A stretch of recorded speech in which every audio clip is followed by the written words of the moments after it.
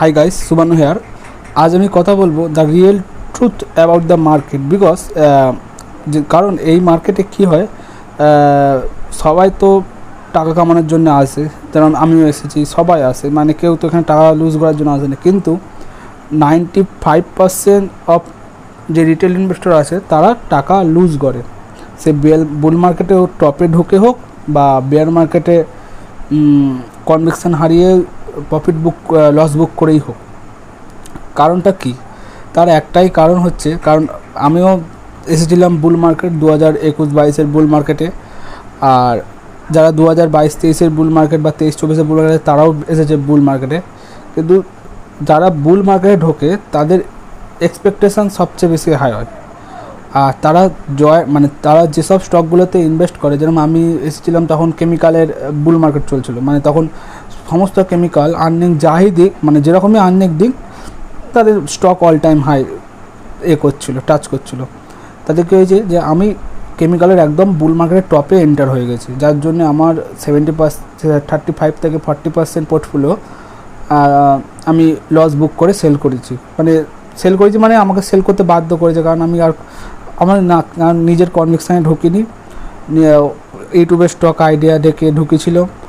আর যখন বুল market top বা বুল market তখন টপ তৈরি হয়ে গেছে, যখন আমি ঢুকেছিলাম তখন প্রায় বেশিরভাগ স্টকই 10%, 30%, 10 থেকে 30-40% ডাউন ছিল তখন আমি ঢুকেছিলাম।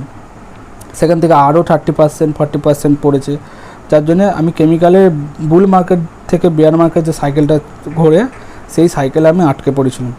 এবং তখন আমার ক্যাপিটালটা ছোটো ছিল যদিও বা, যার জন্য আমি আমার এটা একটা অ্যাডভান্টেজ কি, যখন আমি বুল মার্কেটের টপে ঢুকলাম তখন আমার ক্যাপিটালটা ছোটো ছিল, যার জন্য আমার অতটা লুজ হয়নি।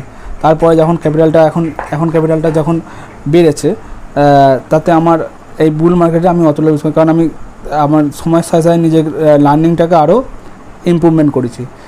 কিন্তু আদৌ কী হয়, যারা এই বুল মার্কেটের টপে ঢুকেছে, যে এই যে 22-23 বুল মার্কেট হোক বা 23-24 যে বুল মার্কেট গেল, রিসেন্ট যে বুল মার্কেটটা যে টপে ঢুকেছিল, যারা রেলের বুল মার্কেট, ডিফেন্সের বুল মার্কেট টপে যারা ঢুকেছে, তারা ঢুকেছে এই কারণেই কি তারা নিজস্ব কোনো কল পড়েনি, মানে কোনো ইউটিউবারের আইডিয়া বা ইউটিউবারের টিপসে ঢুকেছে, অথবা কোনো বন্ধু বা কোনো কেউ সেই স্টকটার ব্যাপারে নিউজ চ্যানেল থেকে শুনে ঢুকেছে, বা টুইটার বা অন্যান্য সোশ্যাল মিডিয়া থেকে স্টকটার আইডিয়া নিয়ে ঢুকেছিল। তাহলে আমরা এখানে সবচেয়ে কী বুঝতে পারলাম, যদি কোনো স্টকে নিজের অ্যানালাইসিস না করে কোনো ইউটিউবারের, কোনো নিউজ চ্যানেল বা কোনো বন্ধুর টিপসের নিয়ে ঢোকা হয়, সেই স্টকে কখনো টাকা কামানো যায়নি। হ্যাঁ, বুল মার্কেটে হয়তো 1x 2x হয়ে যায়, কিন্তু সেই ক্যাপিটালটা কিন্তু এন্টার ক্যাপিটাল নয়, বা সেই 1x 2xটা হয় ক্যাপিটালের একটা ছোট্ট পোর্শন। কারণ কেউ যদি লোকের কথায় লাগালেও সে কখনো পুরো তার ক্যাপিটালে 100% লাগায়নি। সেও ভাবে যে যদি এই স্টকটা না বাড়ে, যদি এই স্টকটা বা যদি না বেড়ে এটা যদি এখান দিয়ে পড়তে শুরু করে, বা এটাই হয়, কারণ পুরোটাই তার অ্যানালিসিস থাকে বা পুরোটাই তার থিঙ্কিং সেই স্টকটার উপর থাকে, চার্ট প্যাটার্নের উপর নির্ভর করে।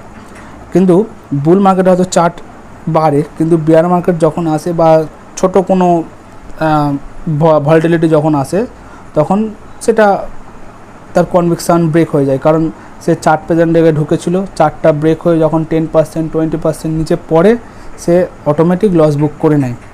তাহলে আমরা এখানে বুঝতে পারলাম কি, যদি কেউ কোনো স্টকে ঢোকে, সে এটা এটা আমি দেখি যে আমাদের ওয়েস্ট বেঙ্গল, মানে বেঙ্গলের বেশিরভাগ আমি ইউটিউবারদের দেখেছি যারা ভিডিও করে শুধুমাত্র স্টকের ওপর, কিন্তু স্টকটা কী জন্যে চলবে, কী কারণ বা কোন কলে কী চলছে ওই সব বিষয়ে বলে না, যার জন্য তার অডিয়েন্সটা কী হয়, তারা ওটাই ভেবে নেয় যে আসল মানে আদৌতেও যে স্টক থেকে টাকা কামানোর একমাত্র উপায় হচ্ছে যে ইউটিউবারটা ঢুকে আছে, মানে বা ইউটিউবারটা ঢুকে নাও থাকলে সে যদি কিছু ভালো কথা সেই কোম্পানিটার ব্যাপারে বলে দেয়, যেটা সবাই জানে, মানে কোম্পানিটা কী করে, মানে কীভাবে করে সেটা সবাই জানে, কিন্তু আদৌ কোন কলে কী চলছে বা ইন্ডাস্ট্রিতে কী চলছে সেটা বুঝতে গেলে কোন গল্প পড়তে হয়। আর আমি তো আমার আমাদের বাংলায় এত অনেক ইউটিউবার আছে যারা কল কথা তার অডিয়েন্সদের বলেই না যে কল পড়ো, তারা শুধু যা স্টকটার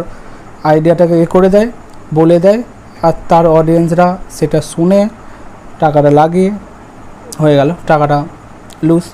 আর যেটা তারা এখন হয়তো বুঝতে পেরেছে যে যারা ইউটিউবারদের কথা শুনে ঢুকেছিল বা কোনো সোশ্যাল মিডিয়া বা কোনো নিউজ চ্যানেলের থেকে টিপস নিয়ে ঢুকেছিল, তারা এখন বুঝতে পারছে যে তারা কতটা ভুল করছে। কিন্তু এই ভুলটা শুধরে নিতে হবে, কারণ আমিও যেরকম শুধরেছি, মানে আমি কন্টিনিউয়াস আমি 2022 নাগাদ মার্কেটে এসেছিলাম, যেটা স্বাভাবিক বুল মার্কেটে সবাই যেরকম আসে।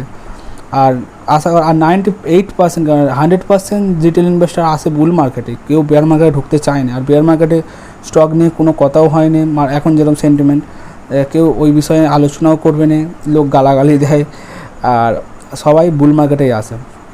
যাক, আমি বুল মার্কেটে লুজ করার পর আমি শিখেছিলাম যে টেকনিক্যাল বা দেখে হয় না, আমি কন্টিনিউয়াস ফান্ডামেন্টাল অ্যানালিসিস শিখেছি।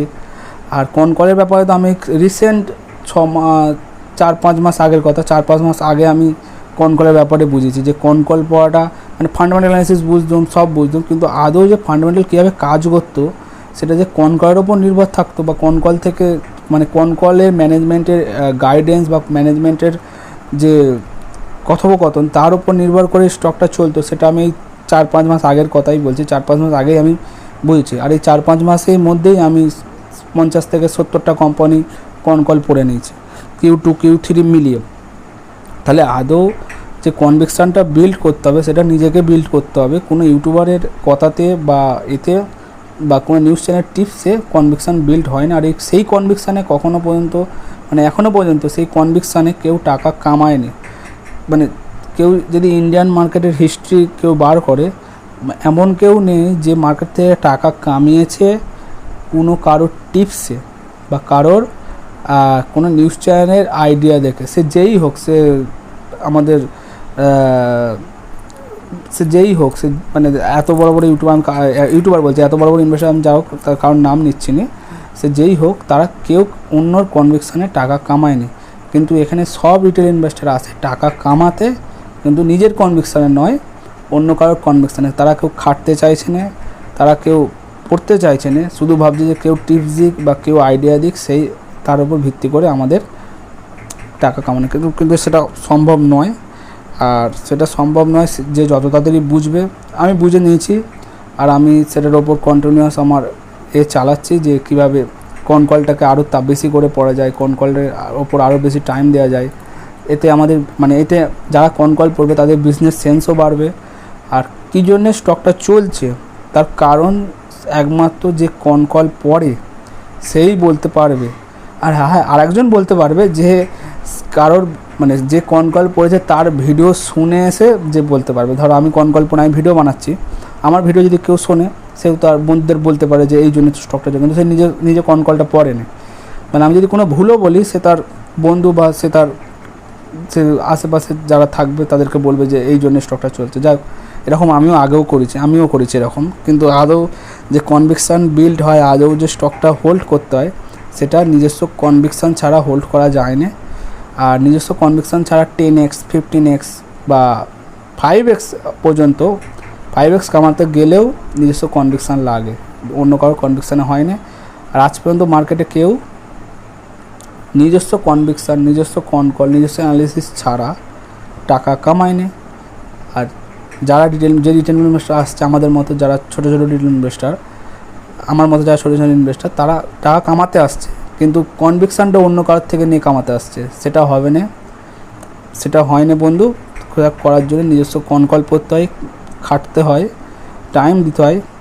আর এটাই একমাত্র পথ কীভাবে মার্কেট থেকে টাকা কামানোর, যে নিজস্ব কনভিকশান বিল্ড করো।